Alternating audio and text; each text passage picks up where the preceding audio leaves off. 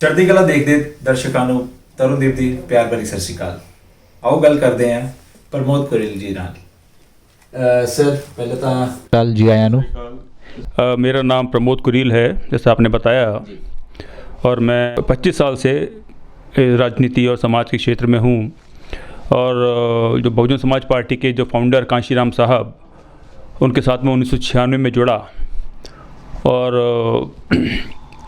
BSP में मैं रहा और आज भी हूँ। और लेकिन जो बीएसपी के जो अभी जो वर्तमान में जो प्रेसिडेंट बनी हुई हैं मायावती जी, उनकी जो गलत नीतियाँ हैं उसके ख़िलाफ़ मैं पिछले 10 साल से मूवमेंट चला रहा हूँ। और कांशीराम जी के जो लोग हैं, कांशीराम साहब के जो मानने वाले हैं, जिनको दरबदर कर दिया गया मायावती द्वारा, तो उनको साथ लेकर एक बहुजन मूवमेंट बचाओ राष्ट्रीय आंदोलन और DS4 नाम से 2 संगठन मैं चला रहा हूँ, जो कि पूरे देश में ये बहुजन विचारधारा को बचाने और बढ़ाने का काम कर रहे हैं। वैसे मेरा जो बहुजन विचारधारा में मेरा काम रहा है और अभी भी मैं बहुजन आंदोलन के साथ जुड़ा हूँ, पूरे देश में मैं चला रहा हूँ।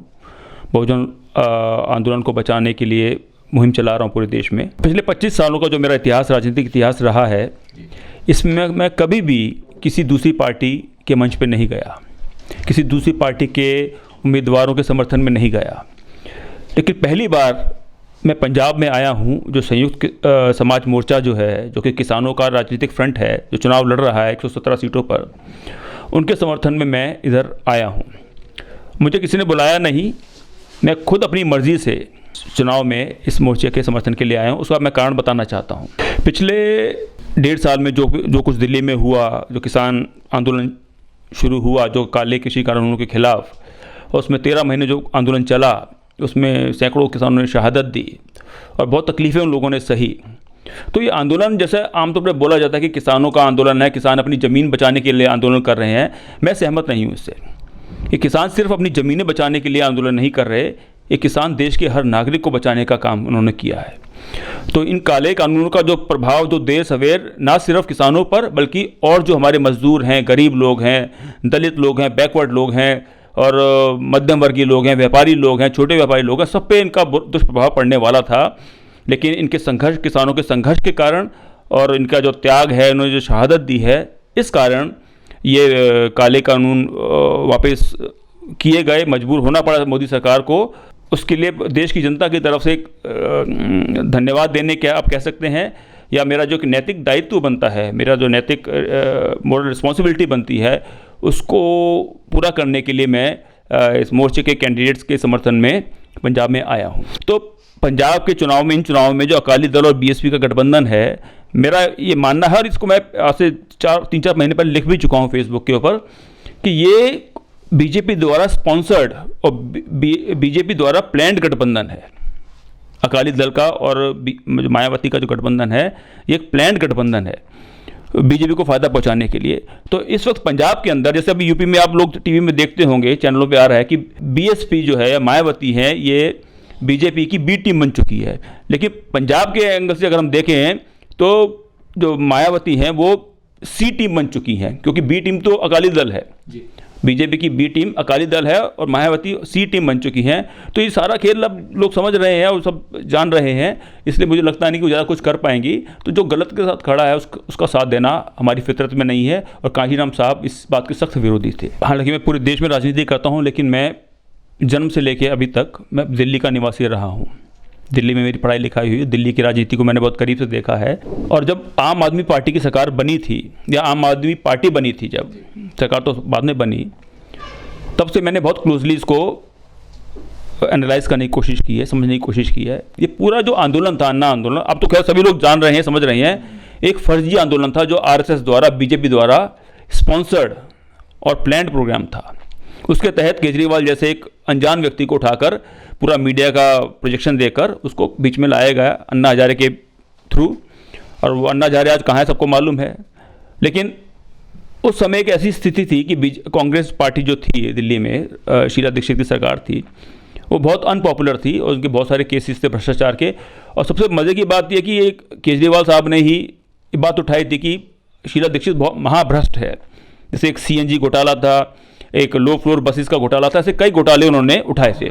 कॉमनवेल्थ का घोटाला भी था, कई घोटालों के उन्होंने नाम उठाए। उन्होंने बोला कि जब हमारी सरकार आएगी तो हम जो दोषी नेता हैं उनको हम जेल में भिजवाएंगे। और लोकपाल की बात भी उठी थी। लोकपाल की बात आप सब जानते हैं, अन्ना हजारे ने उठाई थी। आम आदमी पार्टी का एक मुख्य प्लैंक था कि हम लोकपाल लेकर आएंगे। अब एक सवाल मैं उनसे पूछना चाहता हूं, बल्कि जनता को पूछना चाहिए, जब केजरीवाल साहब अगर पंजाब में आते हैं तो लोकपाल का क्या हुआ? और दूसरी बात, जिस शीला दीक्षित को आप बोलते थे ये भ्रष्ट है, उनके मंत्री भ्रष्ट हैं, आज 7 साल हो गए। आज खैर शीला दीक्षित तो अब नहीं रही, उनके मंत्री अभी भी हैं। आपने कितनी जांच कराई और कितने नेताओं को आपने, कितने मंत्रियों को आपने जेल में भिजवाया? इस बात का जवाब दें आप। अगर आप भ्रष्टाचार के खिलाफत की बात करते हैं तो आपका जो वायदा था कि हमारी सरकार इन भ्रष्ट लोगों को जेल में भिजवाएगी, तो आप मुझे बताइए कि कितने मंत्रियों को आपने या कितने नेताओं को आपने जेल भिजवाया? नंबर 1। अब केजरीवाल साहब पंजाब को लेकर बहुत बड़ा प्रचार कर रहे हैं पंजाब के अंदर कि हम एक दिल्ली वाला मॉडल पंजाब में भी लागू करेंगे। मेरे केजरीवाल साहब से कुछ सवाल हैं। बहुत से वादे उन्होंने किए, लेकिन जब आम आदमी पार्टी का गठन हुआ था, उस आम आदमी पार्टी के गठन के समय केजरीवाल साहब सबसे पहले किसके पास गए?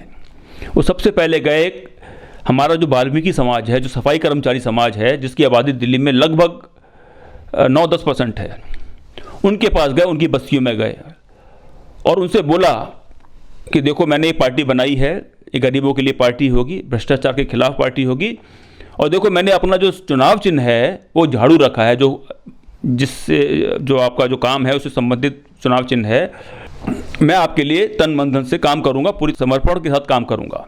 उन्होंने पूछा लोगों से, वाल्मीकि समाज के भाइयों से हमारे, कि आपकी क्या डिमांड है? तो उन्होंने बोला कि हमारी सबसे बड़ी डिमांड यही है कि हम लोग जो काम करते हैं, हम लोग नालियाँ साफ़ करते हैं, हम लोग गटर में उतरते हैं, सड़कें साफ़ करते हैं, पूरी दिल्ली को साफ़ रखते हैं, हमें रेगुलर जॉब नहीं है, हमें ठेके पे रखा हुआ है।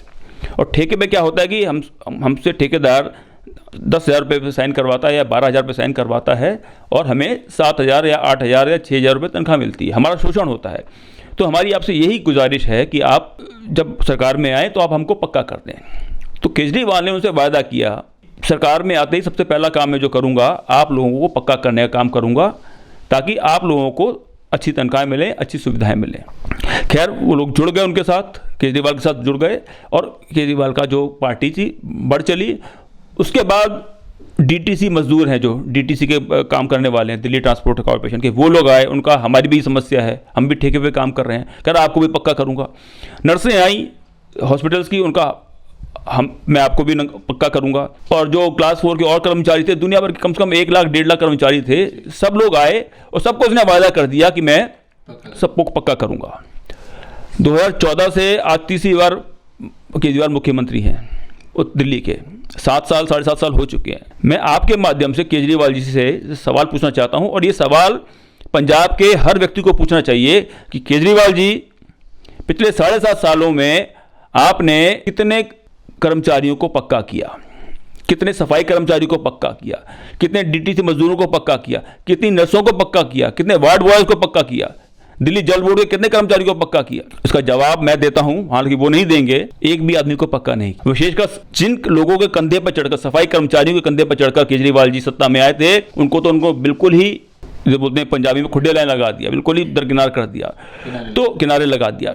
तो मेरा कहने का मतलब ये है कि जो आदमी अपने वायदे का पक्का ना हो, वो इधर आके वायदा कर दे कि मैं सरकार बनाने के बाद सोने के सिक्के बंटवा दूंगा, उसका कोई मतलब नहीं है, क्योंकि झूठे आदमी का वायदे का कोई अर्थ नहीं होता। तो जो केजरीवाल जी हैं, इनका यही रवैया है, ये दुनिया भर के वायदे कर देते हैं। इस झूठ और फरेब की राजनीति का अब गिरावट या उसका जो पतन है अब शुरू होने वाला है, और 10 मार्च को जो नतीजे आएंगे, मुझे पूरी उम्मीद है कि एक नई न्यू बिगनिंग जिसे हम बोलते हैं, एक नई शुरुआत इस देश की राजनीति में ज़रूर होगी। और उस नई राजनीति की शुरुआत में जो संयुक्त समाज मोर्चा है, जो किसानों का मोर्चा है, पॉलिटिकल विंग है, इसका एक बहुत बड़ा योगदान और बहुत बड़ी भूमिका होगी, जो कि इतिहास में लिखी जाएगी।